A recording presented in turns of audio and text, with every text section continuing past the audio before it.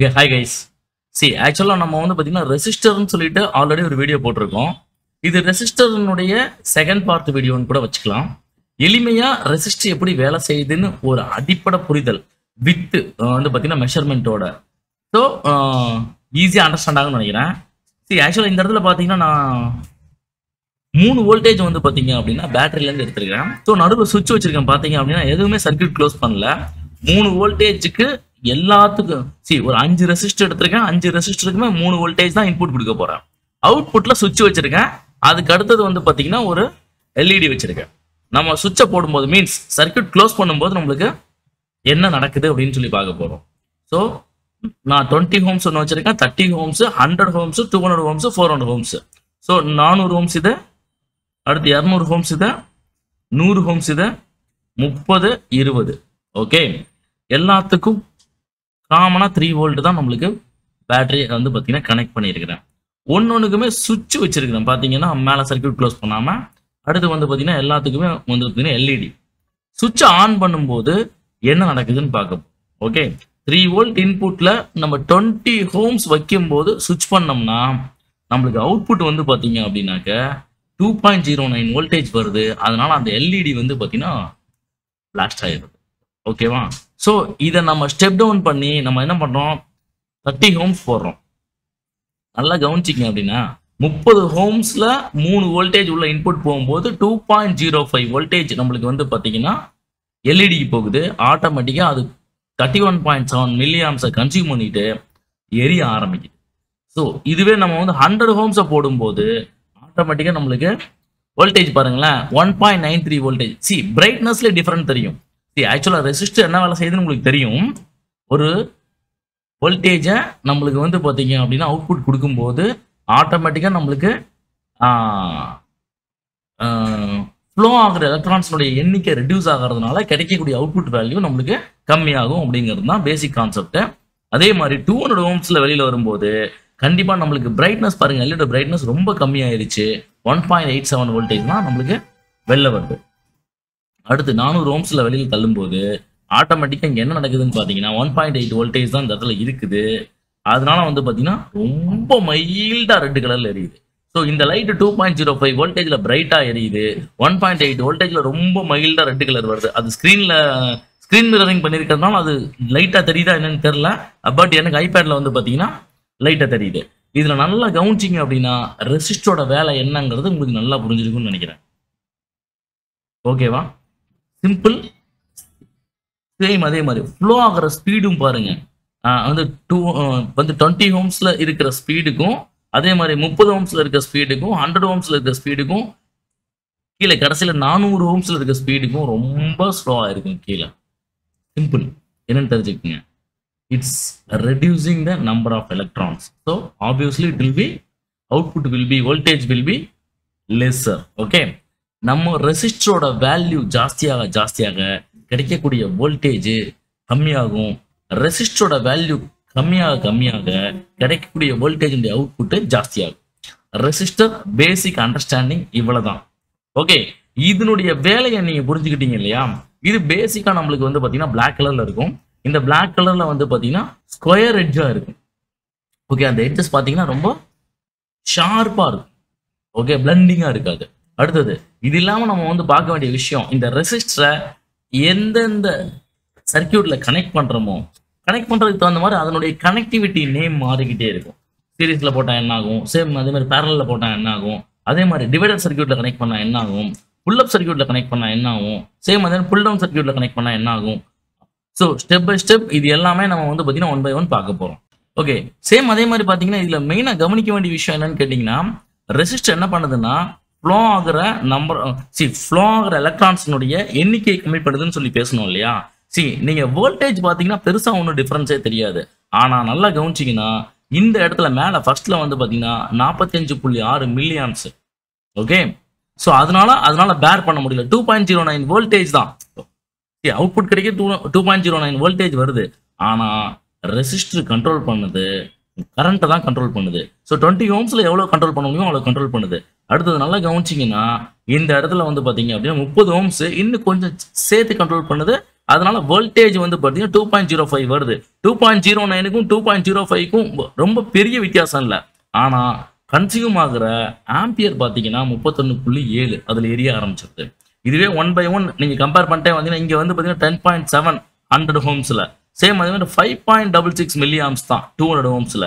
400 ஹோம்ஸில் பார்த்தீங்க அப்படின்னாக்க 3 milli arms தான்.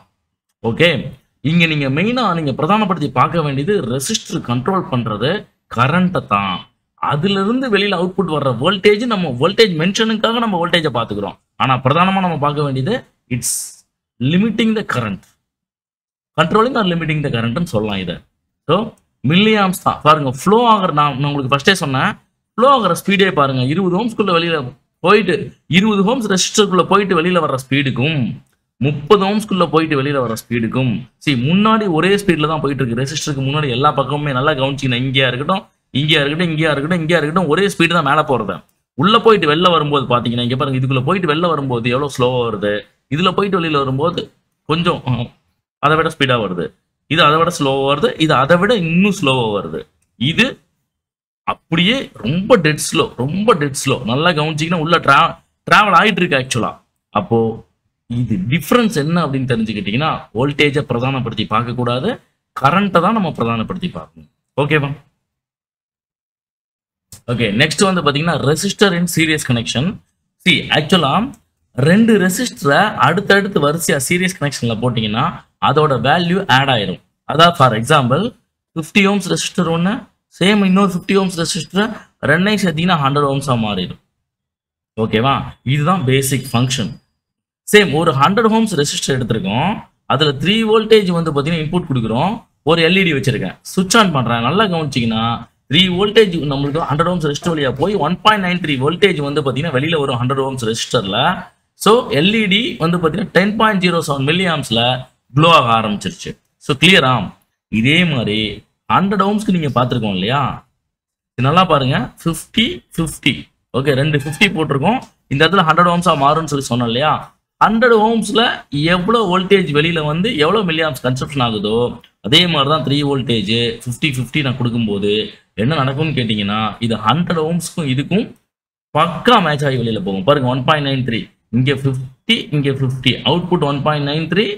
எல்இடிக்குள்ளே வந்து பார்த்தீங்கன்னா 10.7 மில்லி ஆம்ஸ், இங்கேயும் 10.7 மில்லி ஆம்ஸ். 2 ரெசிஸ்டரை சீரியஸில் போடும்போது ரெண்டோட வேல்யூவும் ஆட் ஆகிக்கும். ஒரு 75 ஒரு 25 போடுறீங்க அப்படின்னாக்க 100 ஓம்ஸாக மாறிடும். ஒரு இடத்துக்கு எனக்கு வந்து பார்த்தீங்கன்னா ஒரு 100 ஓம்ஸ் தேவைப்படுதுன்னா ஒரு 2 50 போடலாம், ஒரு 75 ஒரு 25 போடலாம், இந்த மாதிரி மாடிஃபை பண்ணிக்கலாம். ரெண்டும் சரிதான். ஓகே, ரெசிஸ்டர் இன் சீரியஸ் கம்பல்சரி அதோட வேல்யூ ஆட் ஆகி வெளியில் ஓடிடும். ஓகேவா? சேம் அதே மாதிரி ரெசிஸ்டரை பேரலில் போட்டிங்கன்னா இங்கே பாருங்க, இங்கே ஒரு ரெசிஸ்டர் போட்டிருக்கேன், ஓகே 50 ஓம்ஸ், இங்கே ஒரு ரெசிஸ்டர் போட்டிருக்கேன் 50 ஓம்ஸ். நல்லா தெரிஞ்சுக்கிங்க, 2 ரெசிஸ்டர் நீங்கள் பேரலில் போடும்போது அதனுடைய வேல்யூ டிவைட் ஆயிரும். இங்கே பாருங்க 25 மாறிடும்.